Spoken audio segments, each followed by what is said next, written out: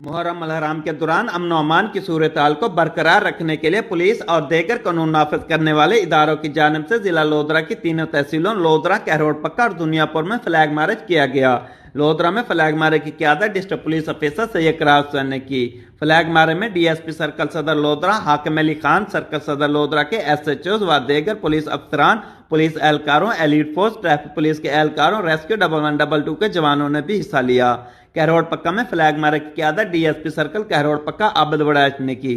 Flag march में circle कहरोड पक्का के एसएचओ, दीगर पुलिस अफसरान, पुलिस एहलकारों, एलीट फोर्स, ट्रैफिक पुलिस के एहलकारों, रेस्क्यू 1112 के जवानों ने हिस्सा लिया। दुनियापुर में फ्लैग मार्च की क़यादत डीएसपी सर्कल दुनियापुर गुलाम दस्तगीर ने की।